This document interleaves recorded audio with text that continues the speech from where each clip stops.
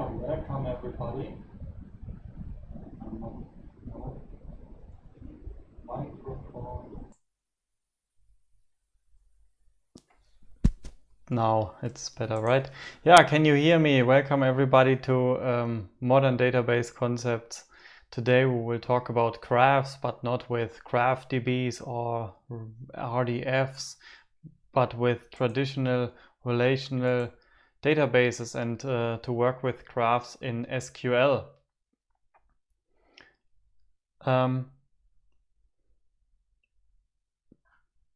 Okay, you write hello in the chat. That means you can hear me.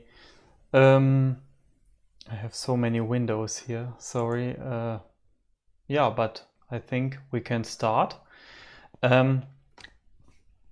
We often have graphs in relational databases without knowing that we have a graph. So basically, when we have a table customer and another table ratings, and a customer writes a rating, basically you can see it as a graph. There are customer edges and rating edges, and you customer vertices and rating vertices, and then an edge from a customer writes a rating, or that the rating itself is an edge. Customer vertices, product vertices, customer rates a product. Basically, this is also kind of an edge. So we have a data model. The relational data model consists of tables with primary keys and foreign keys, and there's another data model called graphs. There we have vertices and edges, and basically you can traverse one data model into the other. Maybe one is more powerful than the other, then you have to think of how to remodel it a bit so that it fits, but basically you can express both with it. Or let's say we have customers, and a customer can be a referral of another customer. So for example, when you buy a Tesla car and you say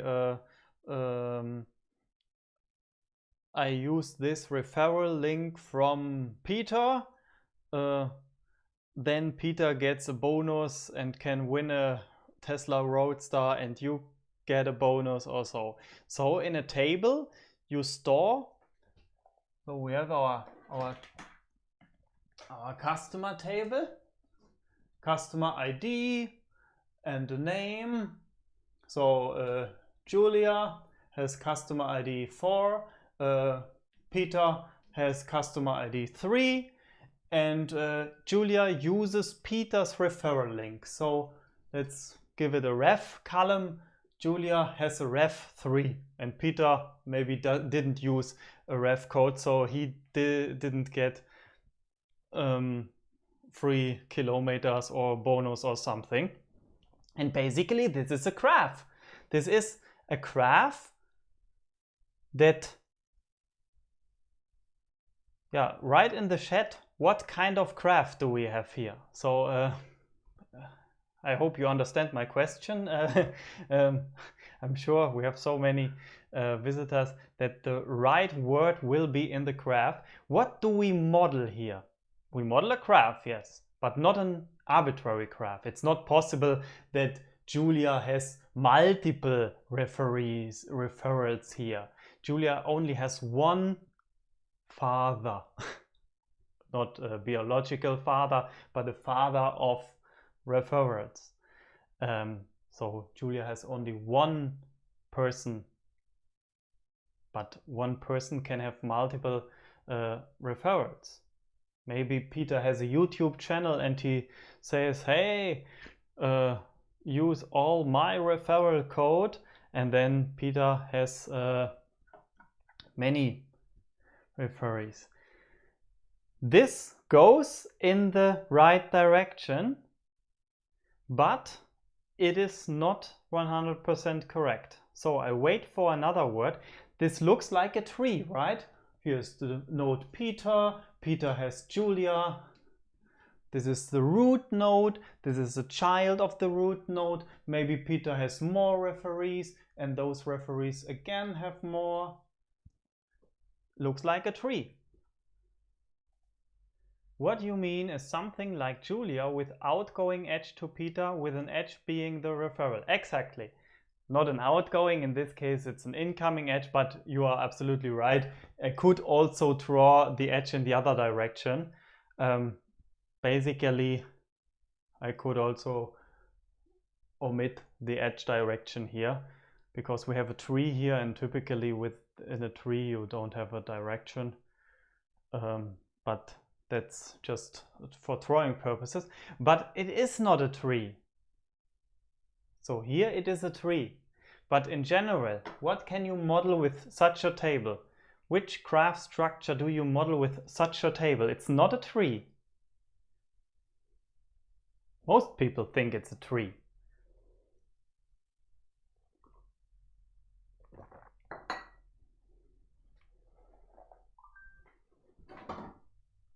I do not continue, because then it's too easy.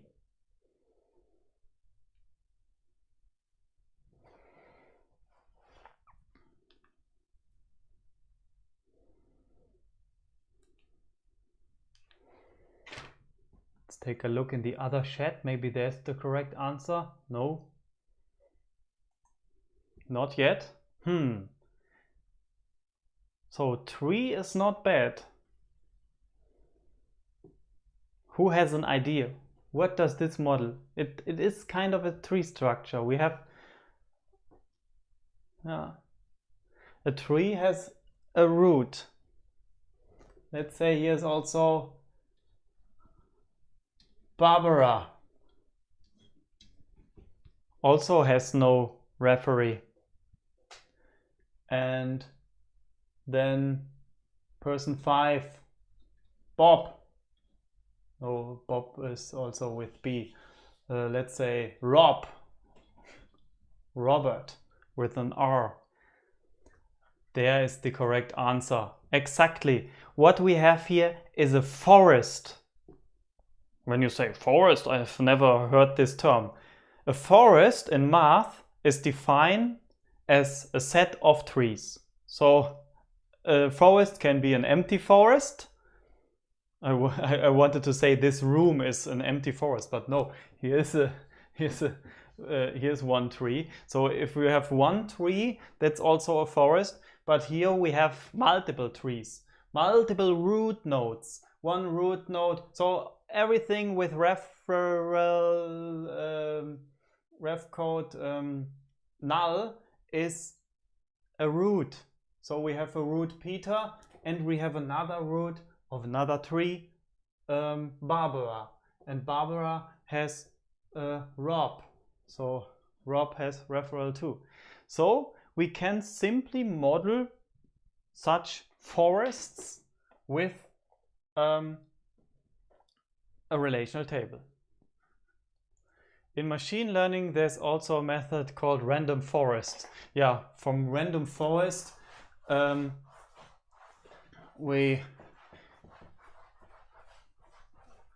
we learn that the term forest is something from math and computer science. And I remember the day when I Googled for tree.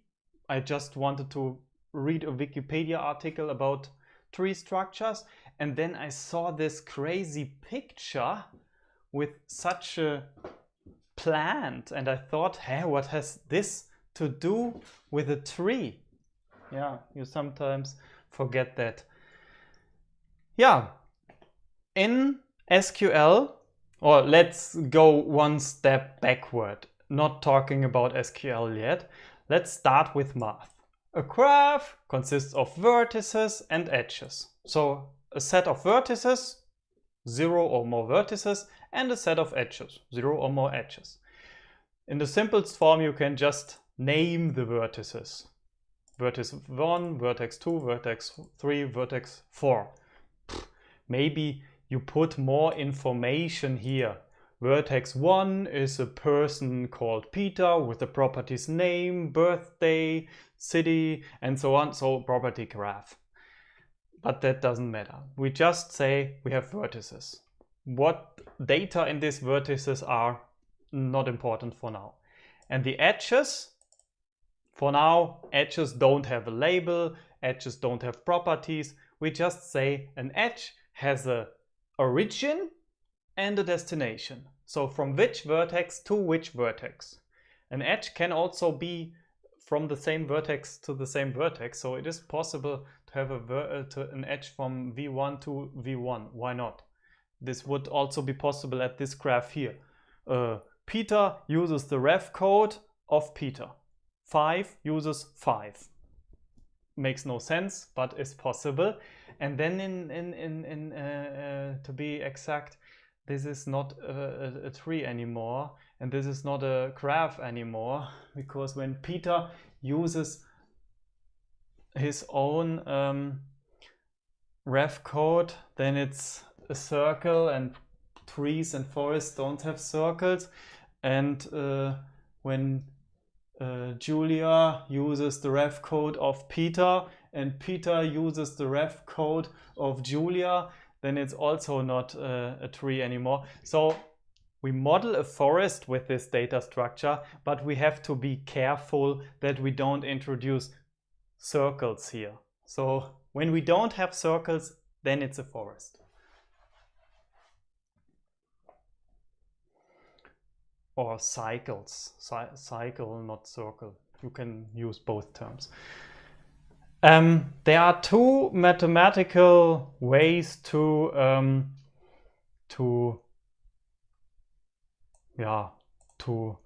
model a graph, or to write down the content of the graph without drawing edges and vertices. One is an adjacency list. Each row in the adjacency list represents one vertex, and each, let's call it column, like a CSV file, comma separated values. Each column is the information what's the outgoing edges to which neighbor nodes. So V1 has an outgoing edge to V3, V2 has an outgoing edge to V3 and V4, and that's our graph. Basically, we could also add a third row, V3 and nothing, and V4 and nothing, to just say that they don't have outgoing edges, but that's clear anyway. So this is an adjacency list. You just write a comma separated list. Basically, the list begins here. That's the node itself, V1, and now a comma separated list of all outgoing neighbors. This is often a format that you can download as CSV files when you download a graph structure. For example, friends in a social network. Person 5, comma, and then a comma separated list of the friends of person 5, the IDs of them. And then in the next row, person 107, and then a comma separated list with the friends of person 107. This is an adjacency list. In math, you can also use the adjacency matrix form. You see already the drawback. In an adjacency matrix, you often have many zeros. In a fully connected graph, we wouldn't have zeros. That means every node has an edge to every node. Every vertex has an edge to every vertex. Then we would have ones here, only ones. A graph without any edges would have zeros here. Yeah, and typically you have something in between, like here, many zeros and some ones. So typically this adjacency matrix is sparse. It means many zeros and some ones. And what does it mean? Each row represents a node, and each column represents a neighbor of that node. So a 0 indicates that there is a edge from that source to that destination? Not. And 1, yes, there is an edge. Stop that. Sorry.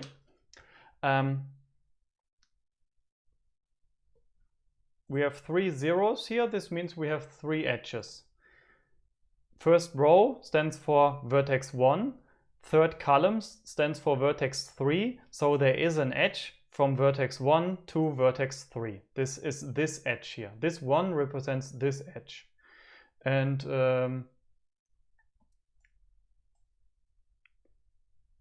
vertex 2 to vertex 3 is this edge, and vertex 2, so we are in line 2, column 4, is this edge here. The adjacency matrix is binary, so 0 or 1. In general, no. In this case, yes, because I just use 0 and 1 to indicate there is an edge or there is no edge. In other graphs, we have weighted graphs where edges have weights. Then we use the weights here. So then you can say there's also a null. So not a 0 but a null. Maybe we have the weight 0.5, so it's a very less weighted edge. You have a graph with many cities, and then you have an edge which describes what's the distance between these cities. And then from Cologne to Koblenz, you have a distance of 60 kilometers or so, and then from other nodes you have different distances, though it depends on what you model in the graph. Here I just want to indicate, is there an edge, yes or no? Then true or false or 0 or 1 is sufficient, but in general you can have properties about that graph, for example a weight. In SQL, the easiest form when we don't have properties and labels and weights is we have a table for the vertices and a table for the edges. Our edges have IDs here. So vertices have IDs, yes, that's clear. But when I go back to the previous slide, my edges had no IDs here. So this is just the edge says there is an edge from V1 to V3. In this table here, I give it a name. I say this edge is called E1, E2, E3. Basically, this is not necessary. You can also say the primary key of this edge table is source target. So the combination, a compound key of source and target, and then you can have anonymous edges. But the vertices, they have IDs. They indicate that this vertex exists. And then in the edge table, you describe there is an edge between that vertex and that vertex. With this edge ID, it's possible that you have multiple edges from the same source to the same target. But if you don't want that, then an edge ID is not necessary. Now we can answer graph queries like which node has an outgoing edge to one of those nodes where V2 has an outgoing edge to. So which nodes have an outgoing edge to one of the nodes where V2 has an outgoing edge to. We can look in the graph. V2 has an outgoing edge to V3 and V4. And now the question is, which nodes do have to those nodes, V3 and V4, an outgoing edge? The answer is V1 and V2, because they have an outgoing edge to V3 and V4. Yeah. I use distinct here so that V2 itself doesn't appear twice. I don't exclude V2 from the result because it's true that V2 has an edge to a node where V2 has an edge to. So yeah. But what I want to show you is the following. When you make graph queries in SQL, you often need the very same tables multiple times. This makes absolutely no sense what I wrote here. Here must also be edges. So from edges v2, edges vx, so we have twice the edge table, and we connect them by vx.target is v2.target. Often you connect them via target of the one is target of the two, but here in this case we search for nodes which have the same target as those which have an origin from v2. So I have my source v2, so I find the following two edges with this where predicate. Then I look what's the destination, v3 and v4. Then I look on other edges which also have v3 and v4 as a target. So basically I find all edges now, and then I emit the source of that. So that's the result of my query. And this is just an example query, and all graph queries are the same logic. Sometimes you need this vertex table, especially when you have properties here, the name of a person and so on. In this case, our query can fully be answered just with the edge table. And you often need the edge table and the vertex table many times. For each step, for each traversal in the graph, you need the edge table once. And then you give them aliases and you join them by their foreign key columns, because these foreign key columns reference the vertices. So, do you remember the result of that query? Please go to frage.de. I show you the query again.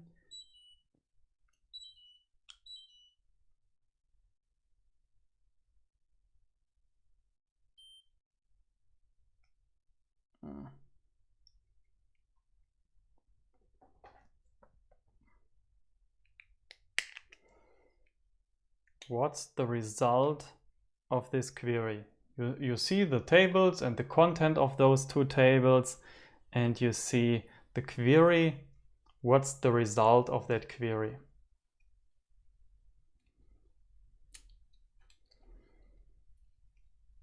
The result has only one column.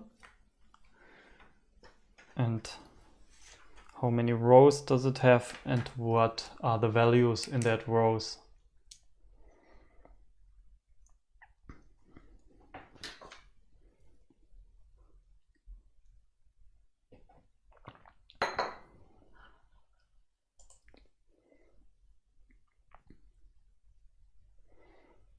We currently have 38 watchers. So when 25 people have answered this question, I show you the solution.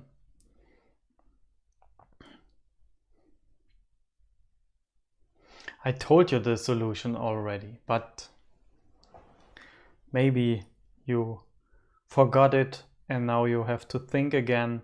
Take a look at the tables, take a look at the query.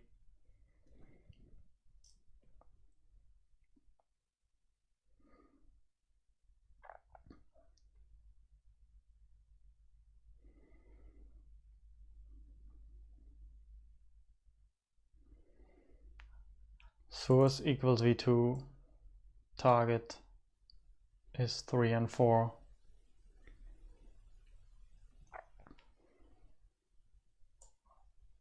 So the target of something should be 3 and 4, and we emit the source. So the correct answer is 1, of course not 3, 1, 2. I was wrong, I clicked here. The correct answer is of course v1 and v2, because we find these 3 rows for vx and we say select distinct source. So 1, 2, 2, distinct is 1, 2. Okay, most of you were correct. When we want to add properties, we have many options. We learned in the lecture many possibilities to have complex objects in SQL. For example, JSON. Let's say we have an edge table. I call it friends now. My vertex table is called people, and here I simply say for each property I introduce a separate column. So the concept column is chosen here for properties. This is a property graph. Here's a person node, and a person has two properties, name and city, and here's a person node with those two properties. Then we have an edge. The edge has a label, a friend. The edge has a property since, and I now use the concept of a table for each label. I have one label person, so I create a table people, and if I would have another label for nodes, let's call it companies, then I would have another table companies or so. Another approach would be a table for all vertices, but here I create a table for each label. There's only one label, only one vertex type, so I create only one vertex table. And then for each property I create a column. This is not very flexible because when I have different properties here and here, I have to add more columns to my people table. But if the properties are kind of fixed, then it's nice, then I have it like columns here. And for friends, for this edge, I want to be flexible, so I simply only introduce one column for all properties, and I use the JSON syntax here. So my edge table, friends, has a source, person 1, and a destination, person 2, and the properties can be arbitrary structured JSON documents with arbitrary fields and values. And let's go to all the alternatives very quickly. So modeling alternatives for the labels of vertices and edges. Here this label was person, or another node, another vertex could have the label message. One table for each label would be, I have a people table and a messages table, and these have individual properties, individual columns, because they have different properties. Makes sense, right? It's not so flexible because I have to introduce a new table when I introduce a new label. But this concept absolutely makes sense. A label column is more flexible. Here is only one single vertex table. Vertex has an ID. Here they have people IDs and message IDs, and I can have the person ID 1 and the message ID 1. They don't interfere with each other.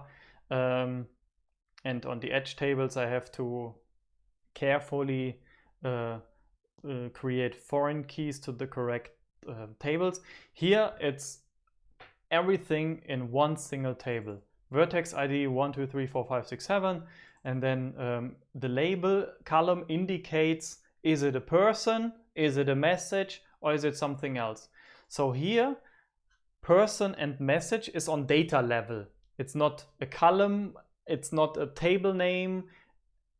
We write the value person in that column, or the value message, or just P or M or 1 or 2 or something. So it's just a type tag. What's this row about? And then we have a row which looks like this. Vertex ID 1. That's then the label person, and then the name Peter, and then the city Berlin, and then there are two more columns, text and timestamp, null, null. So this is the row that we insert when we want to insert a new person when we choose this modeling alternative. This modeling alternative makes sense. When does it make sense? When we want to be very, very flexible. You see the drawbacks. We have many columns which we don't need for all vertex types. So many null values. So it's a very sparse table in the end. For a table, we call it sparse when there are multiple null values. For matrix, it's sparse when there are multiple zeros. We can quickly add unknown vertex types because the vertex type is not part of the metadata of my table, it's part of the data. We can simply insert any data. That's the main benefit of that.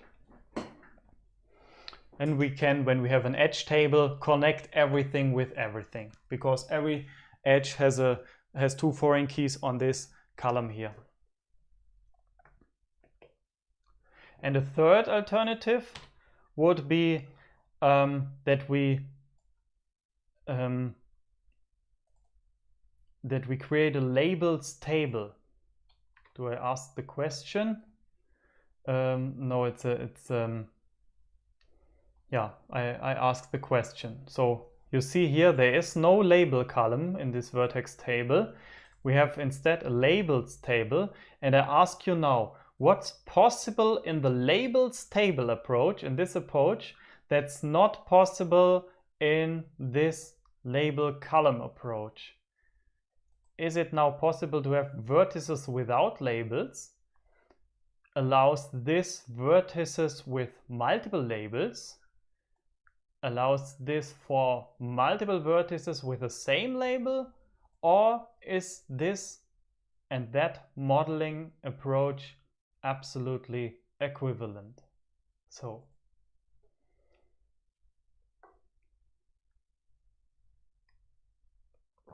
go to frage.de, answer very quickly, give me your opinion. What do you think? What makes this more powerful than that? What's the benefit? When do you need this?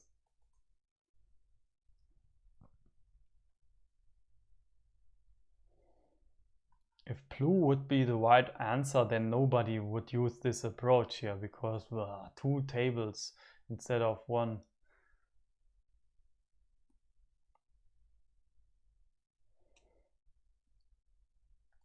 Vertex ID 1, Peter, lives in Berlin, null, null.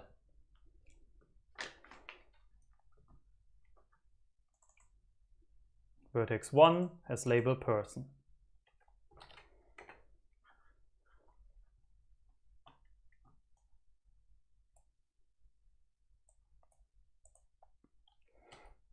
One, Peter, Berlin, null.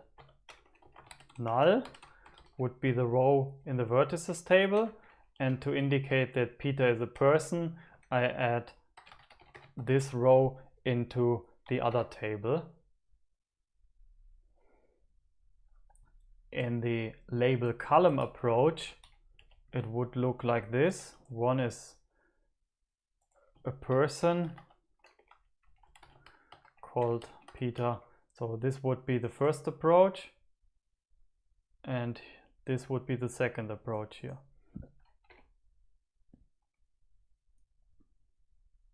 Three more answers, please. Then we are 25. 2 more answers, please. So is it now possible in this approach to have vertices without labels, vertices with multiple labels, multiple vertices with the same label, or is it the same? So currently it's the same. We say there is a vertex with the type person. Here's a vertex with the type person.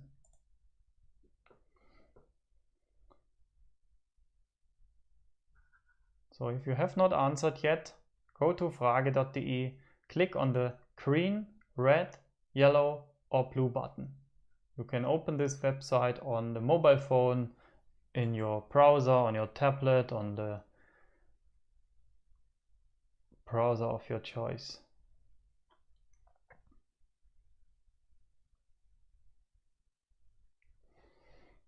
Okay.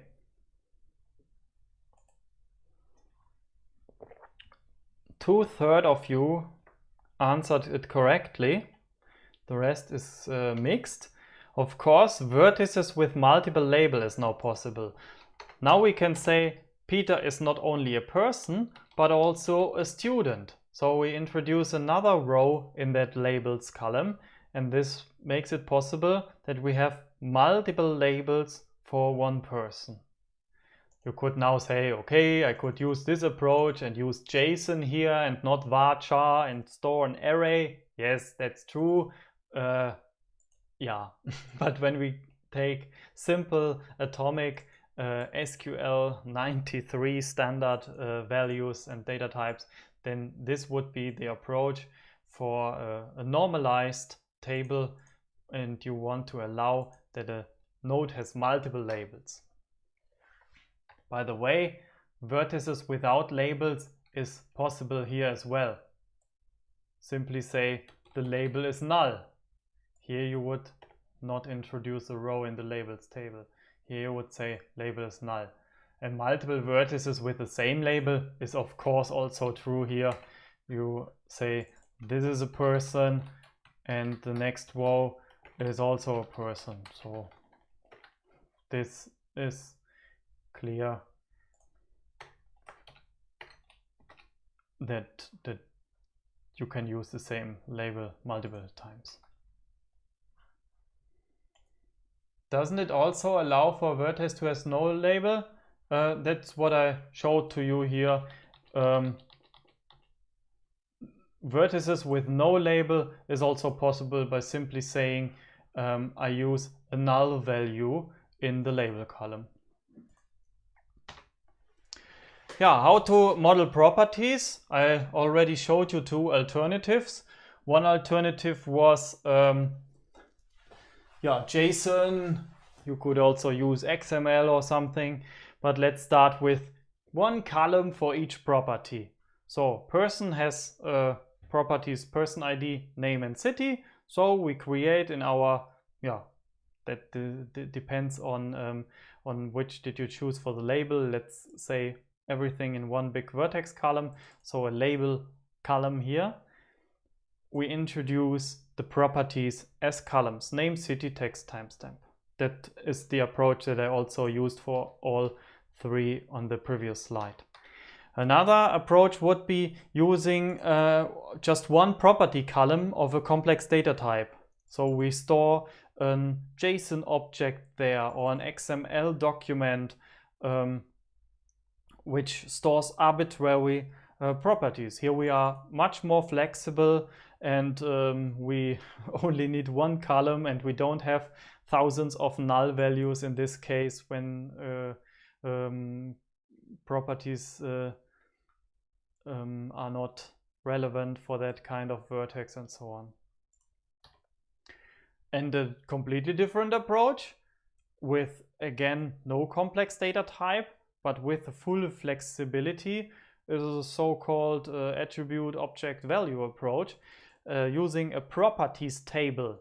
In my vertexes, I don't write something about the properties. And instead, I create a new properties table which says the primary key is vertex ID and the name of the property. Vertex 1 has the name Peter. Vertex 1 has the city Berlin. Vertex 1 has the person ID 1. Vertex 101 has the text hi. So we are very flexible and we use atomic data types. But yeah, the drawbacks of this approach, first of all, what's the data type of this value column? Varchar 2 million probably, because we want to store strings in there. We want to store numbers, big numbers, fractional numbers, decimal numbers, prices, timestamps, date. So it is not well.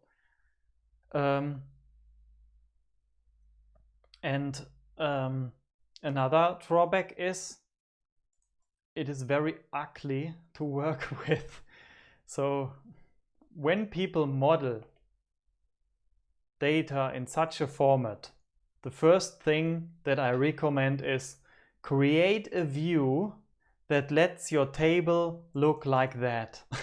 So this is how you store the data to be so flexible, and then create a view, because it, I told you an example how this properties table looks like. One name, Peter.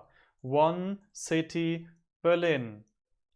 And when I now ask the question, in which city does Peter live? You need to join the properties table with the properties table again. P1 join P2 on the VID of the one is the VID of the other. It doesn't make fun to work with this, but it's very flexible and you don't need complex data types like JSON or XML. So this is one approach. There's a question about the labels. I'll go back to the labels slide.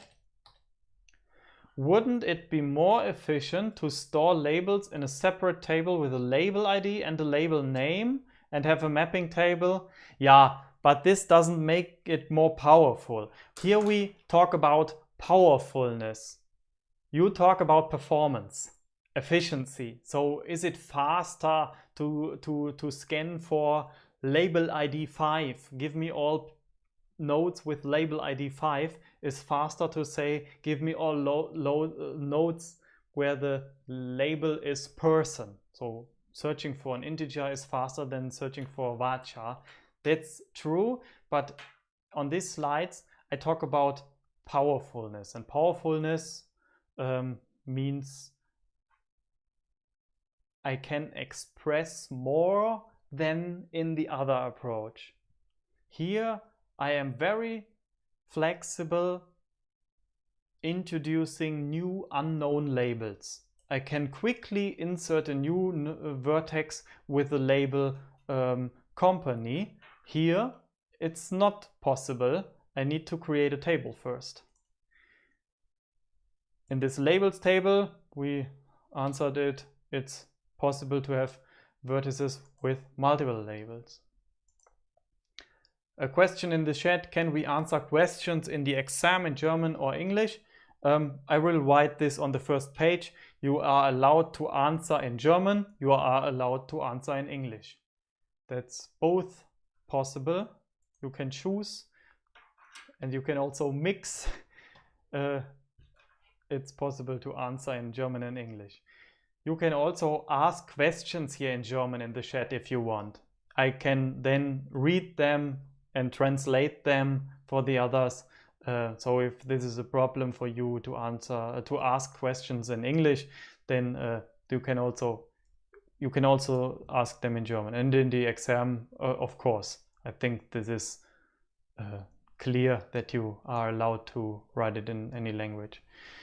Because I'm a German, I understand that. If I would be a lecturer from abroad, then it would not be so easy. But I think there is a rule from the university that you are allowed anyway. We cannot force you to answer in German, and we cannot force you to answer in English. You always have the choice, I think, but I'm not sure.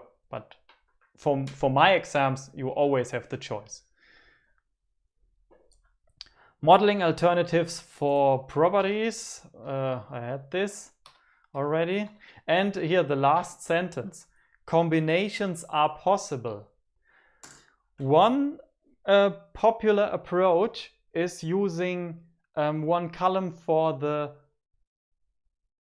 often used properties. So for people we have name and city, and then we have another column for the rest.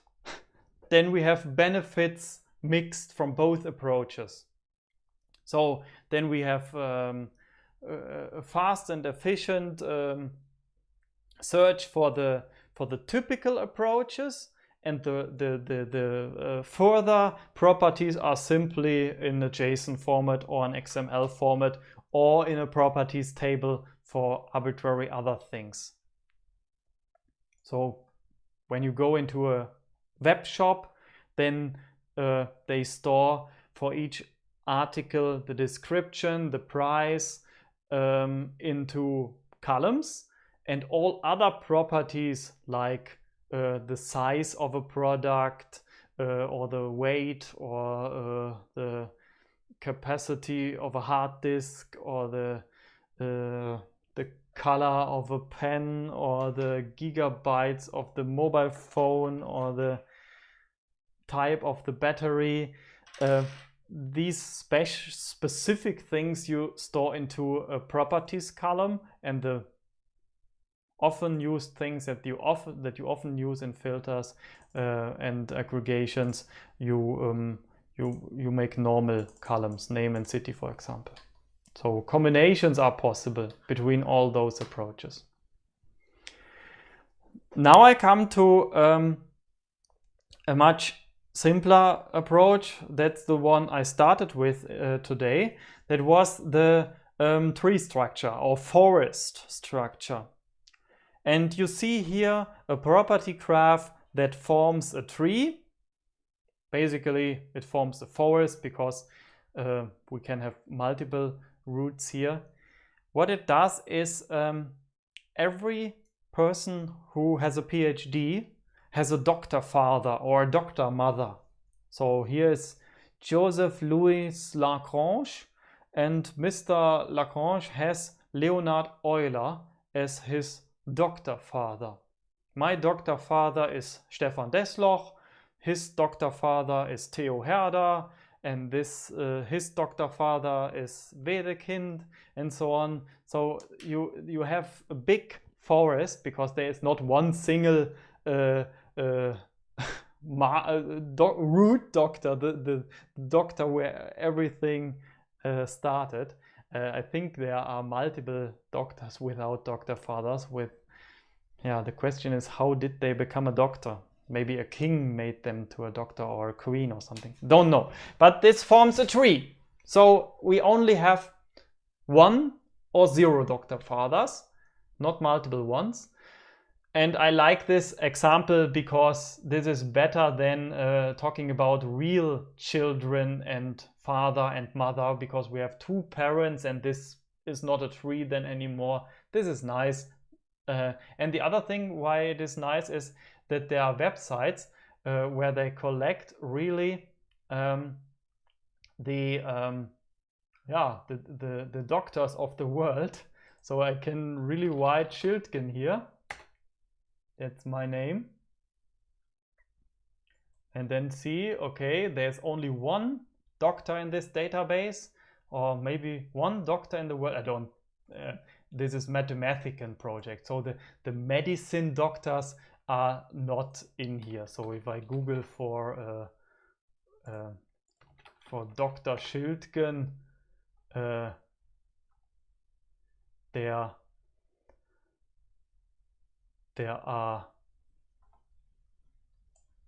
are other doctors as well. So in this database, there are only from math and computer science the doctors. So I found myself. If you know a doctor or a professor from this university or your university or another, or if your brother is a doctor, so you can search him or her here. And then you see, okay, that's the topic of the doctoral thesis, and that was the year, and this is the university, and this is the kind of doctor. And the most interesting fact is now here, who is the doctor father or doctor mother. And then you can click here, and then you see the children. So I don't have doctor children, but my doctor father has multiple ones, and you can go to his doctor father here, and the doctor grandparent, and you can go back to, not so much, but you can also search for Euler. Here is Leonhard Euler from University of Basel, 18th century. Bernoulli is Euler's doctor father. So we can go upward and downward in the tree. yeah, I tried to download this data set. This would be very nice to work with SQL with that data set, but it's not so easy. I simply make an extract here. So a table in SQL would look like this. We have a person ID, the name of the person, and then probably the name when the PhD thesis was submitted, and then the ID of the advisor. And this forms this tree structure here. If multiple nodes would have the advisor null, then we would have a forest here, and then we have multiple root nodes, like in the example in the beginning with the referral code. Yeah. So a tree means two vertices are connected by exactly one path. So Simeon Poisson and Leonhard Euler are connected only via this path, and Johannes Hennard is connected with this Jean-Baptiste Fourier with this path. So there's exactly one path, not 2 and not 0. For forests, it is possible at most one path that there is no connection between two nodes. So imagine that this tree here would a separate tree be, next to that, then they are not connected. So then we have multiple independent hierarchies here. Okay, that's what we model with such a table. Here we put everything together in one table, and basically this is the vertex table we talked about. So a vertex table and the edge table in general are two separate tables. We had this example here. We need a vertex table and an edge table. And I said the edge table doesn't need an edge ID.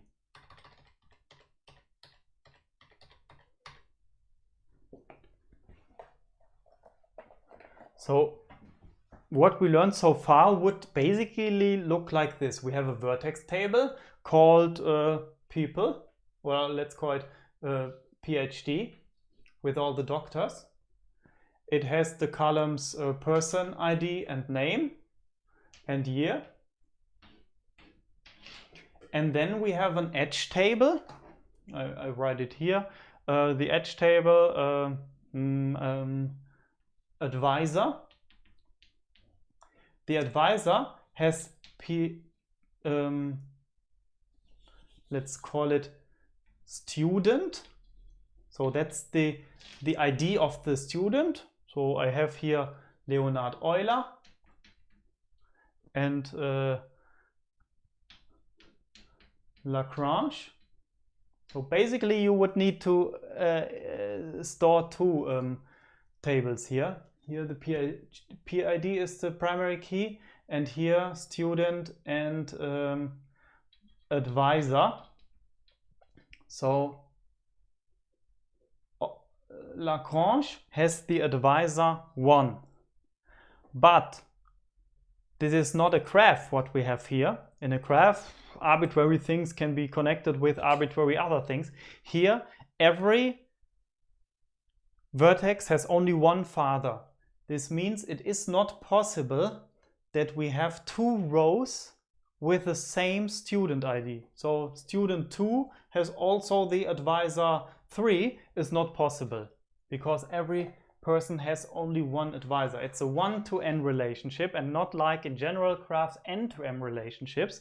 This means our edge table doesn't have a compound primary key of both columns, that would be n-to-m relationship, but only the student column. And there's a rule in database design and normalization which says we are allowed to fusion two tables when they have the same primary key. And this is the same primary key. This describes there is a person with person ID 1 called Euler, and this is the same. There's a person with person ID 2 has the advisor 1. So there is now this rule of fusioning, so we can add the advisor to our original table. We fusion the two tables. And that's why our table of our graph, which is not a real graph, but a tree or forest, doesn't have an edge table anymore. It's the same reason why you translate n to m relationships in an ER diagram into a separate relationship, and an 1 to n relationship in an ER diagram is simply adding a foreign key to the existing table. Yeah, and now we want to ask queries here. Please give me a query. What's the name of Simeon's Poisson's doctor mother or Simeon Poisson's doctor father? Take a look at these four SQL queries and give me the answer.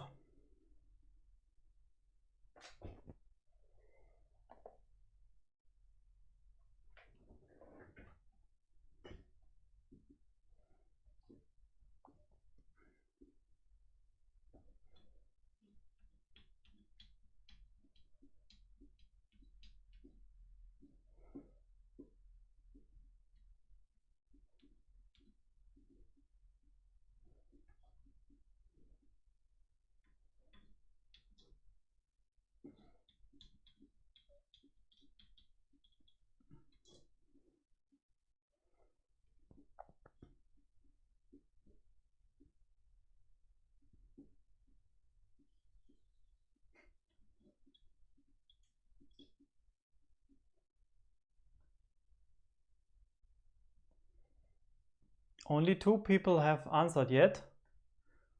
Take a look at the answers. 3 are wrong, 1 is correct. So which query finds the name of Simon Poisson's doctor mother or his doctor father?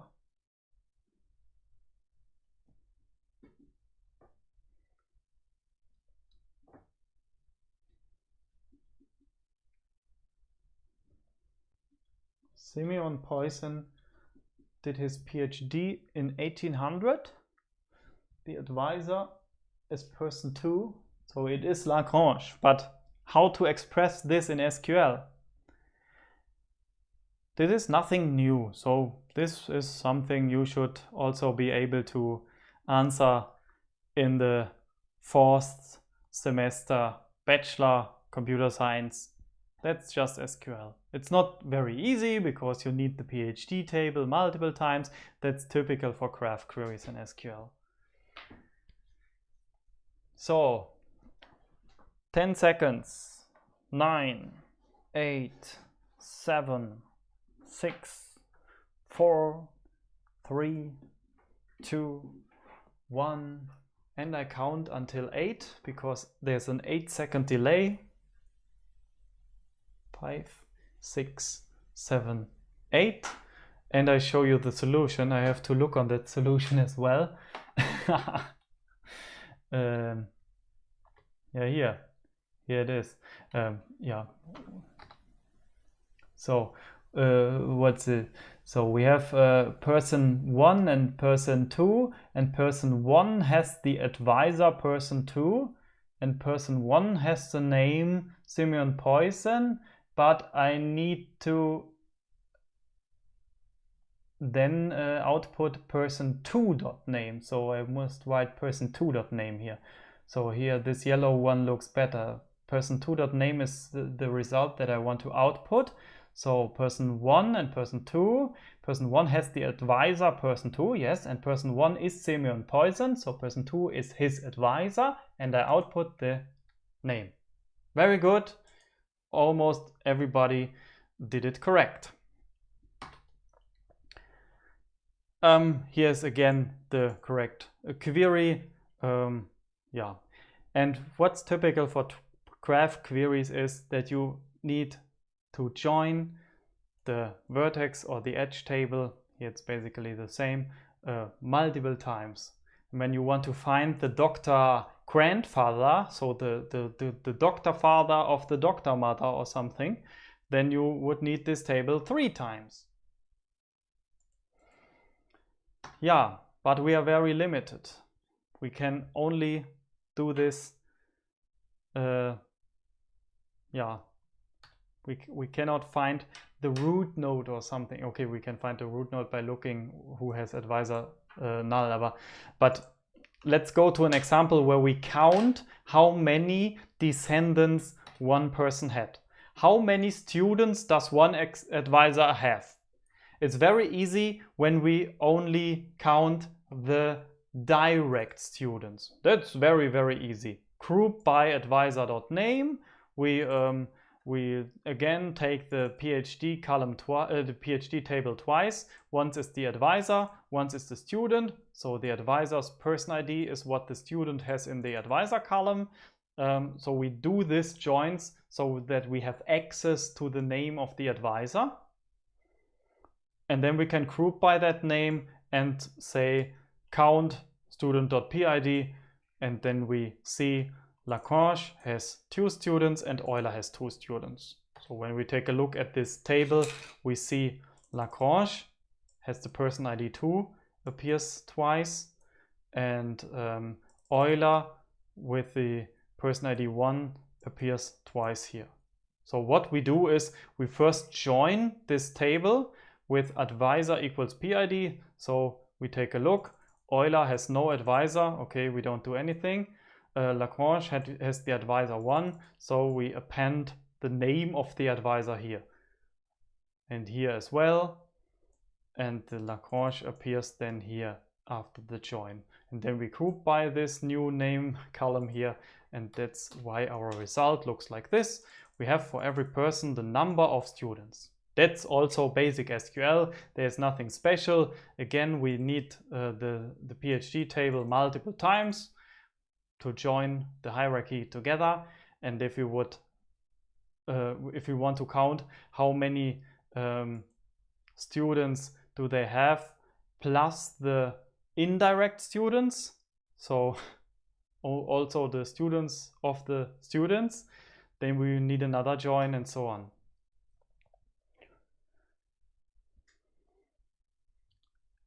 A small recap. I hope you remember, or I hope you know common table expressions in SQL. Common table expressions we now need to extend when we want to talk about recursive SQL queries. A common table expression starts with the term with, then we define a new identifier, a new table name basically, and then how this table is defined via a subquery. In our main query, we can then use this newly introduced identifier in the from clause. That's the idea of common table expressions. We give subqueries a name and define them before we start our query. So with advisors as I get the PhD, then the number of the advisor from the PhD table, from the where advisor is not null, select star from advisors. Yeah, that's it. It's just a projection basically. So this is our subquery, we call it advisors, and then we output the full query. We want to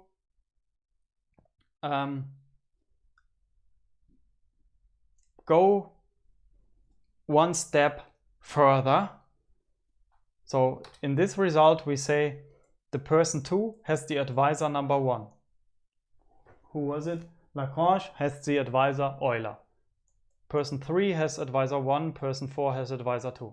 What I now want, so these are the same 4 tuples, but I want to add 2 more. The person 4 has the advisor, so the grandfather 1. It is not clear whether it is now the direct advisor or the indirect one, but I want to use this step here to compute the transitive closure in the end. So to compute the whole graph from starting from a node or from anything. So we want to have a recursive closure here. This is not recursive yet. I just again say select star from advisors, That's what we had here. Advisors was PhD and advisor where advisor is not null. These are those 4. And then I say union all the advisors 2. And my advisors 2 is defined as I take the PhD table and a second time to find the advisor of the advisor. So this produces this row here. Person ID 4 has the advisor of advisor 1. So 5 has the advisor 2, and so 4 has the advisor 2, and 4 has the advisor of advisor 1. So basically what we find here is a descendant up to a level of 2. And we want to now extend this by an arbitrary level. Unfortunately, our graph is very small, so it returns the same, but this is now the magic of recursive SQL. Let's take a look at this query. This is now, I think, new for everybody. We write with recursive, and not with, but with recursive, and this allows us to use our alias that we introduce here, our identifier, our CTE, PhD closer, within the from clause of the CTE itself. And this makes it recursive. So we say PhD closer is defined as find all people and their advisors, for all those which have an advisor, and then append, union all, a person ID and an advisor of another person. So the person ID is something we found in this part here, basically in the previous iteration. And so basically in every iteration we find the advisors of those which we had up to the current iteration. So this is the starting. Here we start and find the rows. So advisor is not null, doesn't find this row here. So we find 2, 1, 3, 1, 4, 2, and 5, 2. That's what we find in our first iteration. Then our query continues with union all from PhD closure. PhD closure in the very first iteration is empty. There wasn't something inside. So basically union all, an empty set, doesn't do anything. So this is our first iteration, and this is the result of the first iteration. Then we go into the next iteration. This is what we already had, and this is now added. So we look into the table PhD closure, and we find in the PhD table joint partners where the value in the advisor column, that second column here, is here the PID column of the advisor. So we take a look, who is advisor, null, and we have in our query where a.advisor is not null, so this is not produced. Here the same, we find this row, it has the advisor null, and here we find that person 4 has advisor 2. Advisor 2 has advisor 1, so we add another row 4, 1. Why 4, 1? Because c.phpid, that was the column from PhD closure, this first column here, we had 4 here, and a.advisor, 4, 2, 2, 1, so we find the joint partner, and this produces now in the next iteration 4, 1. And one row is missing. 5, 2 finds again here the 2, 1, so we add 5, 1 as well. And this is now the end. In the next iteration, no further rows would be appended here.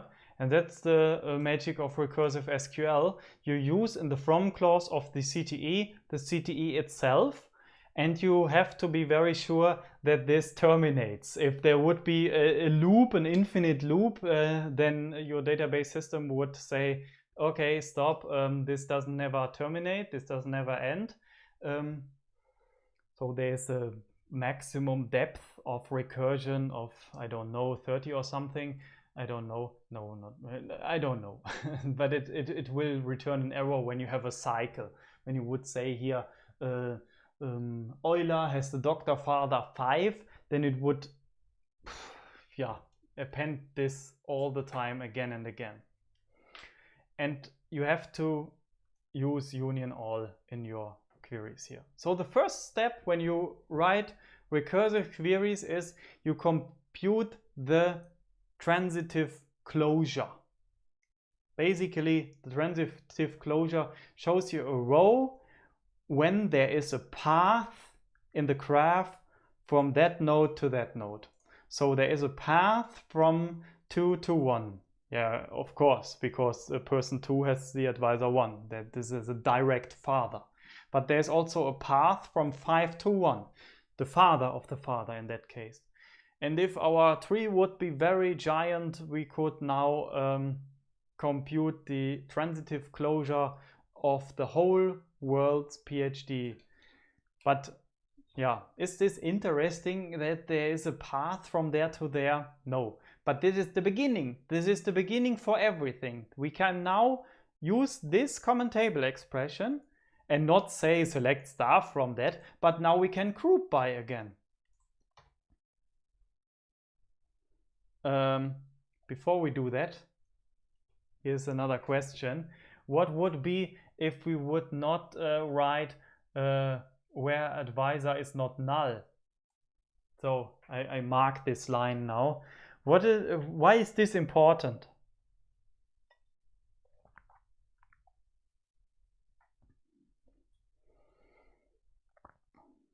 Or isn't it important? The blue answer is always the one. Oh, it's the same.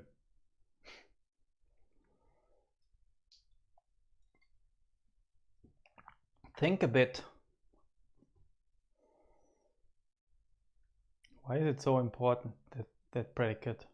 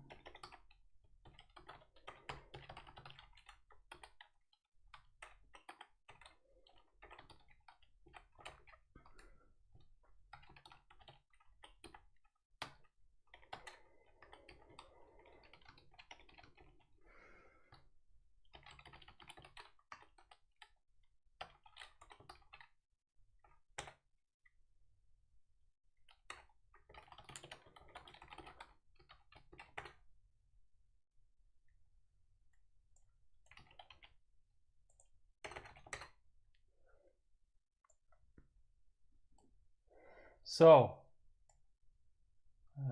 I wait 8 seconds for your answer.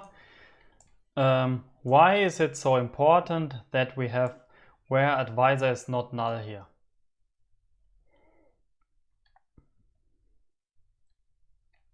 I stop now, I just click anything here. There would be some additional rows with the advisor null. So let's try it out. Here's our original query. It finds our transitive closure. 2 has the advisor 1, 3 the advisor 1, 4 the advisor 2, 5 the advisor by 3. Oh.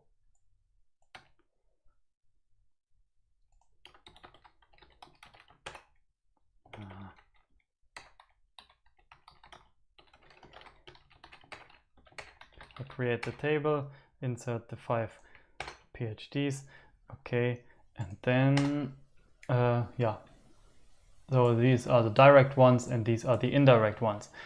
If I would now remove this predicate here, then there would be many rows, so basically all rows which originally had a doctor father, so 2, 3, 4 and 5, it would not introduce more information because it just adds one further step. Oh, person 5 has the doctor father 2, doctor father 2 has person 1, and then in the next iteration, okay, person 5 has the indirect doctor father 1, and we look for 1, it has the doctor father null. So we would end up with a null in any case. So this would not give us more information. This would not be useful for computing the transitive closure. But we can make funny things here. We can, for example, say I add a third column here. First of all, I go back to this this here. For example, I say this is 0 as level. I introduce, let's call it level, to not use a reserved keyword. I introduce a third column, which is in the first iteration 0, and in the second iteration this is the closure where we find our level. So c.level plus 1. Nice, isn't it? So we have here now here the information 0, whether it is a direct advisor, and 1, it is an advisor of an advisor. And if you would have, let's insert one more person. Let's insert the person person 6. We had here in the Euler. Then we go into Lagrange, and then Poisson, and Poisson has, oh, these are so complex names. Chasles. This is French. French is so complicated. So Chalet has the doctor father 5. And our transitive closure now finds 6 has the direct doctor father 5, and the indirect doctor father 2, and the indirect so the doctor father 5, the doctor grandfather 2, and the doctor grandfather 1. So this is now the level indicator. And we can also introduce something like here again the person ID. Or no, let's say here we emit the advisor twice. So this shows us this here. We simply I call it now path. This also shows the name of the advisor, but in the recursive part, I say, I take the path and append This is a string concatenation in PostgreSQL. I append the string something and then my advisor.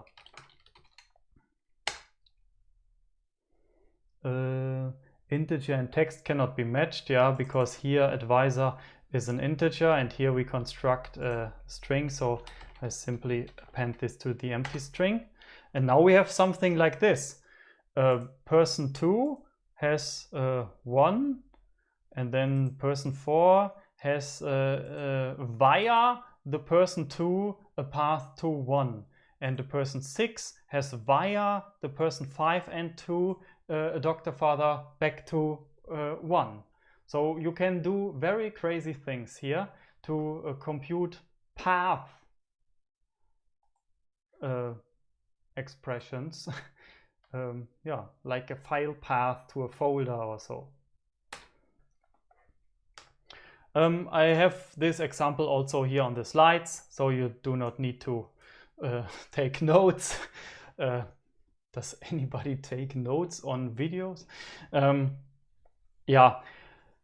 So this is basically the same query I introduced here. Here I started with a 1. In my dbeaver example, I started with a 0. So 1 is the direct ancestor, and 2 is the indirect one, the grandfather. So c.level plus 1 is introduced in every iteration. And here I say I start with the advisor, and in each iteration I append an arrow and the advisor of the advisor. So I get the path here.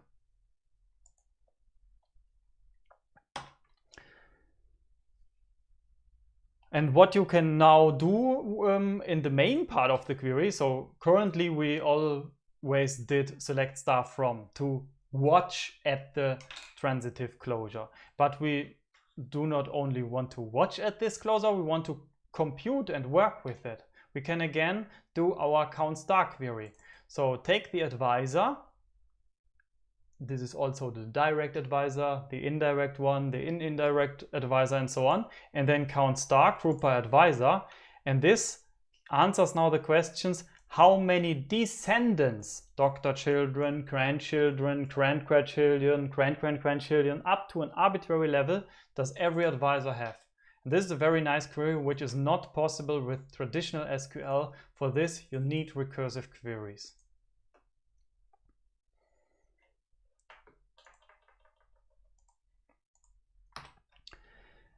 One last 5 minutes about Oracle, because Oracle did not implement recursive queries. Oracle does not support with recursive. I think DB2 were the first ones who implemented the with recursive part of SQL, and this is part of the SQL standard. And Oracle said, no, I have a better idea. Because the idea of with recursive is reusing common table expressions. We all know common table expressions, and let's say we use the common table expression within the common table expression, and that's a recursion. Multiple things are possible. Oracle has another idea. They do it similar to joins. So instead of saying PhD, join PhD, I join the table with itself, I say connect by. So PhD connect by means I join the table with itself again and again and again, unlimited times. That's the idea of the connect by operator. Let's take a look at this query here. Select person ID. Okay, I come to this later. Let's start with the from clause. So from the PhD table, so far we understand this query. From the PhD table, connect by. So basically we join the PhD table with itself. That's what connect by means. And now comes the join predicate. Prior PID, so the person ID of the father equals my row's advisor value. So that's the connect by predicate. This is my table, and I take a look at a row and I connect on the father's PID, so PID 2, matches with my, I am person number 5, advisor value. So connect by is not relevant for the exam. I just want to show you how this goes in Oracle, what I did with Recursive SQL. Recursive SQL is relevant for the exam. And if you will work with Oracle or with Exasol, there the recursive queries are not supported. Simply take a look at these slides then, or Google, or take another course, or try it out. I just want to quickly show you how it works. So this is basically the join predicate. I join a row with the father row by giving a predicate prior PID. So the father's row PID is my advisor column. And then I have, so this is this row here, connect by condition, hierarchical connection between the parent and the child rows. And in the select part, I can now access prior and then the column of the father's rows. This gives me access to my rows by simply saying select PID. This is my PID, 5. And connect and prior PID would give me 2. Or prior advisor would give me, my PID is 5, and this would give me the 1. So this way I have access to the column values of my father's row.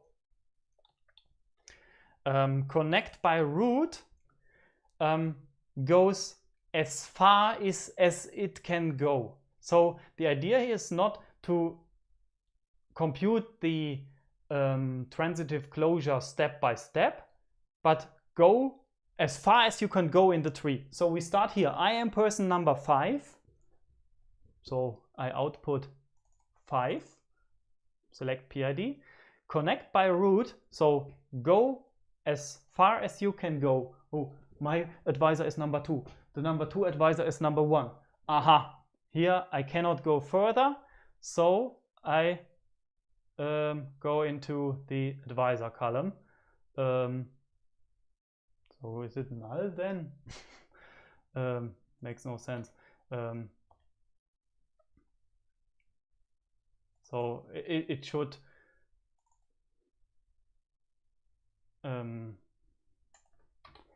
so here I can try it out. I insert the values, bam, connect by root.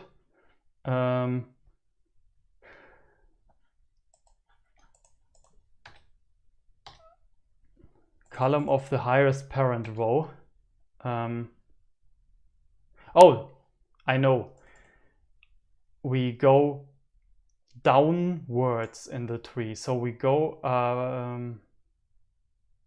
oh, that's also not true. So my person ID is 5, and I go connect by root to the number 1. So this 5 null is the one that I find. Okay, so connect by root finds also the intermediary things. So column of the highest parent row. I simply forget the all the details, so why I write connect by root advisor here, but you see it is showing the correct ones. It shows that the person 5 has person row as the highest advisor. I think this is because it ends already at this step here, because the next step has advisor null. That's why it shows here the null, but this introduce also those values. I'm not very sure of all the details. I just wanted to show you that in Oracle there's a connect by operator. I'm not an expert in this operator. I'm not an Oracle expert. And there you also have access to the level directly. So here you don't need to compute it manually. The pseudo column level gives you 1 for the root, 2 for the root's children, and so on. We have predicates like, is the current row a leaf or not? 1 if it is a leaf, it has no children. If it has children, then it returns 0, true or false. And connect by path is the way to concatenate the string of the path, like we did with our manual concatenation here. Therefore, you can use these operators in Oracle, connect by path. And here you see an example query. I again say PID and then the highest advisor. And I output the level. This shows me 1 because person 1 is the root. And connect by isLeaf shows 0 if there are children of that node. This node has no, this is not a leaf, it has children. This also has children, and here at the 4 we are we find that it is a leaf. So, and connect by path, we generate such a path which consists of an expression, and then this expression is evaluated for the current row, then for the previous row, and all those are concatenated and delimited, separated with this separator that we can define here in the connect by path as a second parameter. Yeah. Start with is an option in Oracle to say I don't want to compute the full graph, but I start at a specific point. So I start with person 1, and now we see we go downwards in the graph. We go from the root to the button. So we start with the root, and then we go into, okay, prior PID, that's me, the root, and then the advisor is now the child. So we go kind of the other way around as we did in the recursive SQL part. There we had a row and we found the father of that row and then union the father of the father. Now we go downwards, and maybe this is then also the reason why we have here the correct answer here in this advisor column. Yeah, and again, if you want to then further do computations with group by and so on, simply put it in a subquery. So compute the transitive closure in this common table expression. This has nothing to do with recursive SQL now, but this way we can simply reuse the query that we had from the recursive SQL, because this is the way how to compute a transitive closure in Oracle. So the advisor of the advisor of the advisor, and then count for each advisor the number of descendants, the number of students, direct or indirect ones. I have here links, so this Oracle link to dbfiddle to try it out under Oracle, and yeah, for recursive SQL I don't have links, but there you can simply use it on your own PostgreSQL database. Simply do what I did, take this query, create it, and then insert some data and write those query, copy paste them and so on. But there's also an exercise sheet about that where you can work with graph data. This exercise sheet I will publish in 5 minutes. It will be about university courses. So you will have a table courses, and each course has a title and so on, and each course can have multiple prerequisites. So the course BO 301 requires that you have passed the course BO 101 and so on. So each course, so this is now not a tree anymore, but a graph, because a course can have multiple prerequisites, and a course can be a prerequisite of multiple other courses. So what did we do today? So in the last weeks we took a look at semantic web, resource description framework, and the language Sparkle to work with RDF data. Today we took a look at different graph representations, adjacency lists, adjacency matrices, and how to create graphs and model graphs with the relational data model in a relational database management system. You can create a vertex table, an edge table, and you have to decide which approach do you choose for labels and properties. We took a look at recursive SQL queries with recursion blah blah blah, and in that CTE you use the CTE alias itself to make it recursive. Be careful that it really terminates, and typically you introduce a termination criterion or so. And in our case, the termination criterion was that we join and we don't find a join partner for some of the rows, because for the uppermost doctor father who has advisor null, we don't find a join partner. So this is basically the termination criterion. And for connect by, that's the equivalent in Oracle. Okay. We are at the end of today's lecture. Thank you very much, and I hope you learned something new about SQL, on how to work with graphs in SQL and how to write recursive queries.